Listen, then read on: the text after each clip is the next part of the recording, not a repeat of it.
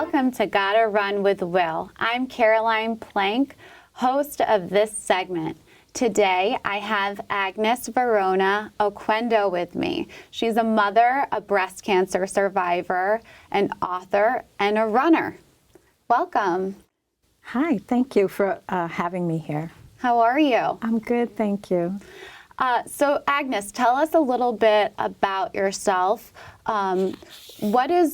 What does running mean to you? Running, it's something that I started at a late age, actually. I started running at age 25, and I just became addicted to it. I couldn't run enough. I've slowed down some now, but running really helped me get through my diagnosis of breast cancer. I attribute a lot of my recovery to it, and it's been a very important part of my life. Yeah, of course. And did you start running long distance? How did you get into running? Actually, I jumped into a 3-mile fun run at Clove Lakes Park that they have every Saturday.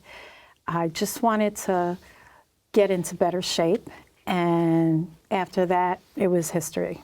I couldn't run enough, like I said. I started out doing 3-milers, 5Ks, 5-milers, and then eventually I worked my way up to the marathon, and I fell in love with the marathon.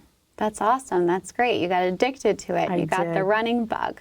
So I said you're an author, and you're a 2-time author, but more on the way. So your first book you wrote is Running Against Cancer. So why did you write this book? It's something that I wanted to do for 17 years. I had my mastectomy in January 19th, 2001, and I thought about writing a book about everything that I went through. You wrote this 19 years later. Right, exactly. Wow. So it's, like I said, it's something that I wanted to do, and I finally decided I think it's time that I do it, put everything down on paper. Right, yeah, absolutely.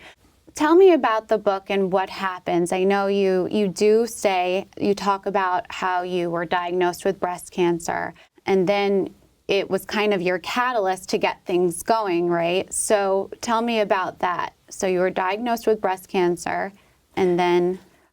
I was diagnosed, and I didn't believe it. I went through a lot of emotions. Denial was the first one. I said, oh no, you must have read somebody else's report. That can't be. Right. I was very healthy at the time, and it just couldn't have been me. I always went for a checkup every year. Right. So when I was diagnosed, like I said, I went through that denial period. The denial only lasted a weekend, because being a nurse, I knew that I had to do something about it. So I did. I decided, I'm gonna take care of it right away. I didn't want to wait around a long time. I wanted it out of my body. Absolutely, absolutely. And when they say when the going gets tough, the tough get going, and that seems like exactly like what you did. You said you called the mayor of New York City and the councilmen. What made you do that? It bothered me because when I was diagnosed, what I did was I went for my mammography.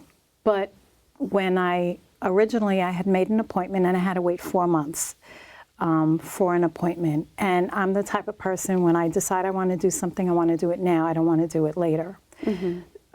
So it bothered me that I waited 4 months, but I waited, and then when I was running, a person I was running with saw a new location open up, and I called and I went for an appointment right away. So when my cancer was found, it bothered me even more, because I realized what would have happened if I waited those 4 months. Right. So that sparked me to contact everyone I could think of. The mayor, the borough president, council members. I wrote so many letters, I made calls, and at the time, Councilman Jim Otto contacted me back.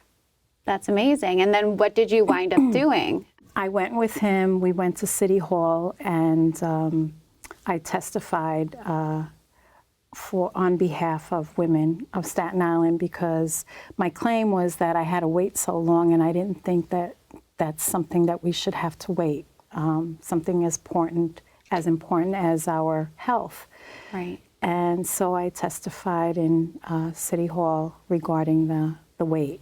And you're a nurse, so that's a very credible testimony, right? Right. Because 4 months can really make or break a diagnosis. Well, when you were testifying, how did you feel? Were you really nervous, or? I was a little bit nervous, and I wasn't exactly sure what I was going to do or what I was going to say. I didn't write anything down, and I just spoke exactly what happened to me. And it was kind of nice because there was a radiologist there who also testified, and he pretty much said everything that I said. So, because there was someone else who testified that there wasn't a long wait, and I was like, that's not true. But right.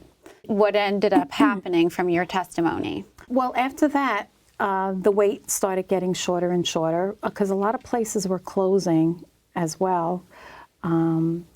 Radiologists, they have to have so many reads to be certified in breast cancer, reading Right. the radiology reports. Didn't you say Canada had to hire, they had to read more reports? Yes. The radiologists had to read more Yes, reports. so they're more accurate in their reading. That's something that I learned in City Hall. And then Councilman Otto and I, we got together with other people, and we were able to get a new mammography machine for the hospital that I work at. Wow, that's really amazing. You made a lot of progress and made a huge difference for so many women. I'm sure of it. Because yeah, like you said, you kind of put it off. I put off my mammogram for a long time. I know I felt something and I was like, oh, I'll put it off. And then on top of that is a wait time. But yeah, so that's so important to get in. Early detection is key. So your book isn't completely all about your diagnoses and testifying and working, although it's a big part of it. Tell me about the other part of your book and who Lou Rodriguez is. Lou Rodriguez is a very good friend of mine, and he is an ultra runner.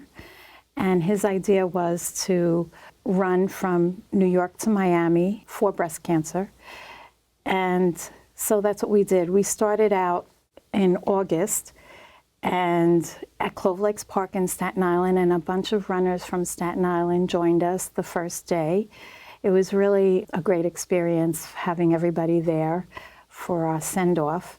And then for the next 2 days, there were other runners who ran with us. My sister was one, Tina Clark, and Mike Tobin, and Spencer Ellis. They ran with us for the next 2 days. And then after that, it was Lou and I with our team. My team was my daughter and my sister. And they left us when we got to North Carolina. And then it was just Lou and I for the rest of the way. The journey was too arduous for them. Yes, it was rough. You don't realize how hard it is to be like a follow along, but from reading your book, it sounded tough. What was the toughest part of it? I think crewing is harder than running. Oh, really? Yeah, I think, because all you have to do is run. You just run, you don't worry about anything else. Your crew has to worry about the runner, has to get all the supplies together. Crewing is a very, very hard job, and it was hot. I was very astonished at the time of year you all decided to run at, because tell me about how you kept track of your days, because every day you had, you really documented pretty vividly what happened, and along with documenting the events, you documented the temperature, and I was like, oh my gosh. Yeah, I kept a journal and I documented, and I would email everything to my friend Gail Marino, and Gail and Richie Ray put everything together on their site that they have on the internet. On Richie Ray's running site. Right. Wow, that's amazing. So tell me about the most eventful day you guys had, or the most memorable day you had. They were all very interesting. I would meet a lot of people along the way because we had a big sign on the truck. Right. Running from New York to Miami, and people would stop and, ask questions, or they'd come over to me and say, oh, I'm a breast cancer survivor, or someone in their family. I met a lot of different people along the way. I think one that I always think of is the truck driver who blew their horn at us and then took off their cap. It was a woman, and she was completely bald. Yeah. Yeah, so she, I guess, was also a breast cancer survivor or cancer survivor who just went through having chemo. Right. Yeah. Just from reading, you really reached so many people on that trip. And, people really are willing to share their stories, and you really can tell how many people you touched along the way. So tell me what the point of going from New York to Miami was. What exactly did you guys do pretty much almost at every stop? Well, every day we were on the road for like 8 hours. Right. So it was like a full-time job. Right. So we were on the road for 8 hours. I met people. I spoke with people. Really, the intention was education. Right. Education for early detection, how important that is, how important it is to have your annual mammogram checkups, just being in charge of your own body, how important that is. Being aware of that, I think, is really important. And sometimes we kind of forget about ourselves, especially when you're a mother, you're working hard, you're raising your children. You kind of forget to take care of yourself. And it's important that you do take care of yourself, because if you're no longer there, then there's no one there, to take your place, really, not the way that you would. So I think it's very, very important for all of us to just take a few minutes. Well, it's going to be more than a few minutes, but always take care of yourself as well. Right. So what stood out to me a lot was that young woman who said that she found a lump and she went to the doctor, and the doctor kind of like brushed it off and said it was just nothing, right? Right. So what exactly happened with her? I really wish that I was able to stay in contact with her, but I told her, get another opinion. Yeah. Don't just listen to what he said, because you don't want to wait around and see what's going to happen. You should always, part of being in control of your own health is getting another opinion if you're not sure. You want to be comfortable with yourself. So she said that she would, and I hope that she did. Yeah, and I'm sure hearing it from a nurse and a survivor, she probably really took that to heart and took it seriously. So hopefully she did. Yeah, well, she did take the time to stop and to talk to me. Right. So. Yeah, and you guys had some interesting things happen to you on the road. You had the guy pulled over, and they were peeing on the side of the road, and then they started following you. Yeah, that I was like, kind of scary. Gosh. So what happened with that? We were pulled over on the side of the road. We were waiting for Lou to come up the hill, and a car pulled up in front of us a few feet away, and two guys exited the car, and they started urinating, and I'm looking like, oh no, they're not doing that. And my daughter, she yells out, Mom, let's go. So we left, and then they ran into their car and they started following us. It was kind of a scary little thing. That is scary, but then you guys lost them and nothing happened. Yeah. And then I read that Lou got chased by a dog. Yes, he did. He did. He'd come running up to the car, saying, "Oh, I'm being chased," and then the dog eventually he did. He left him gave alone. up. He was like, this guy isn't stopping, but he maybe just wanted to play and not bite him. Probably. But that's so funny. So in total, how many days did it take for you guys to get from New York and to Miami? And then how many miles on average per day? It took us 38 days. And like I said, we were out there about 8 hours. Of course, it's not 8 hours of continuous running. You stop and you eat, and it was a long day. Usually, the day consisted of about 20 miles, 25 miles a day. Mm-hmm. There were a few days where there were a little bit more, in the 30s. And that's amazing. Yeah. for both of you to drive that long and for him to run that many miles in that heat. Yeah. That's truly amazing. It was really hot. So you guys made some pit stops along the way. You stopped in Washington, D.C., right? Yes. So what happened in Washington, D.C.? We had a proclamation to deliver to the President of the United States. And when we got to Baltimore, it was exciting when we finally arrived.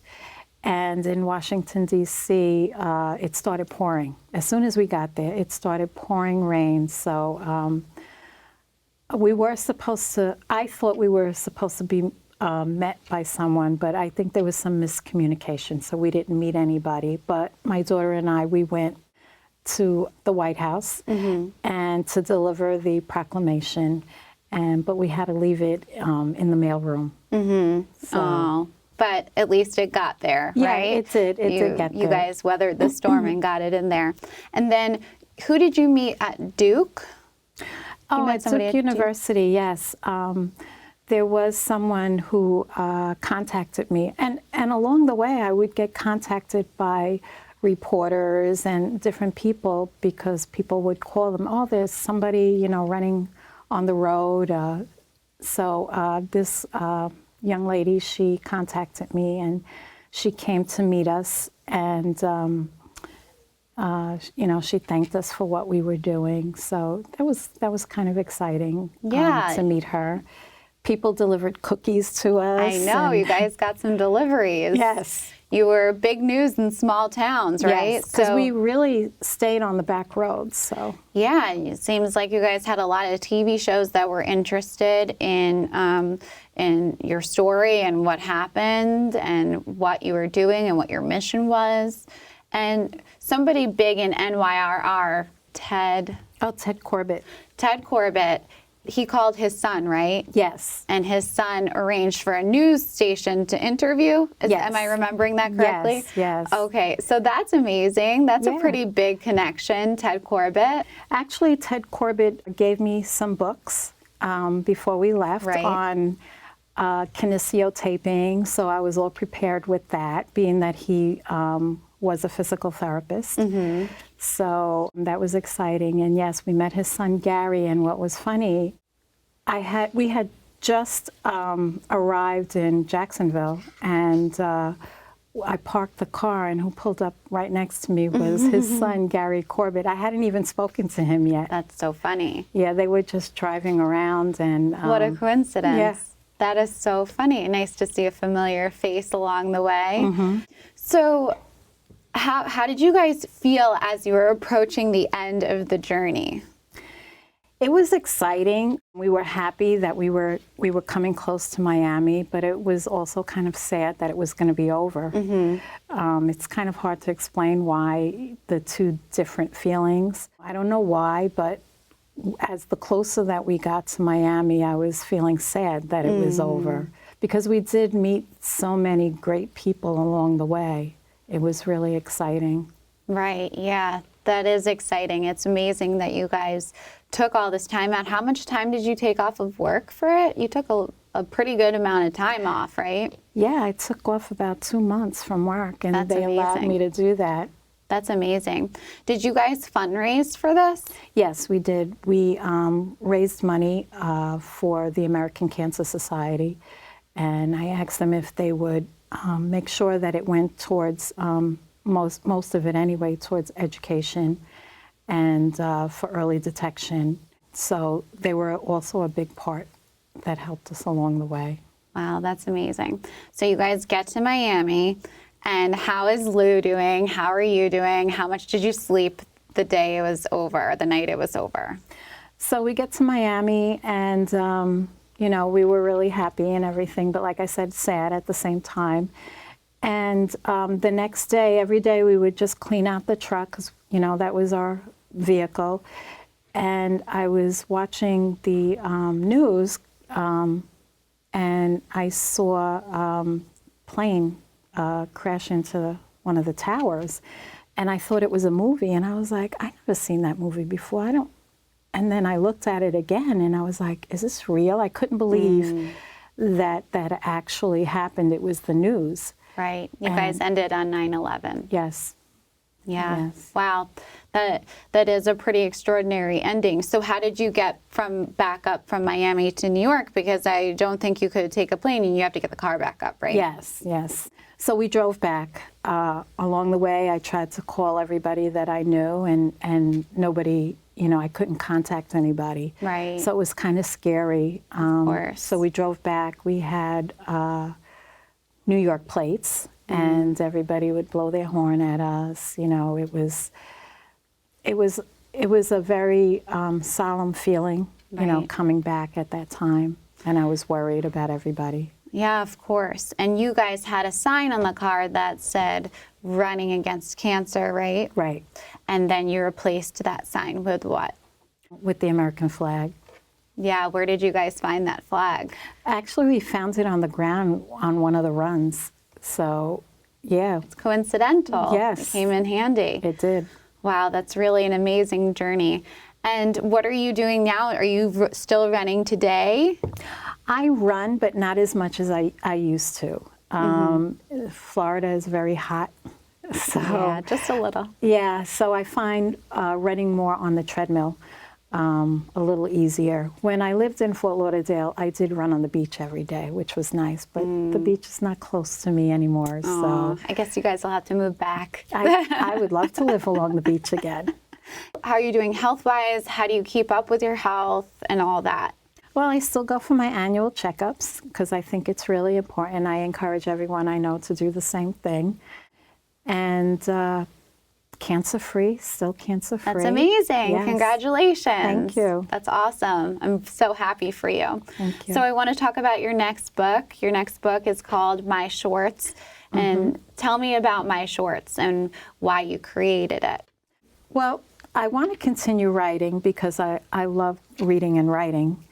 And My Shorts is a novel. It's a novel about a family coming from Europe to the United States and trials and tribulations that they go through or went through at that time.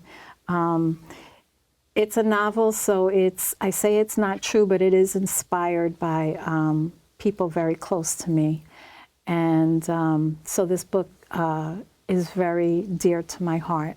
And we don't realize all the things that happens to people through their life. We never know what's going on with anybody.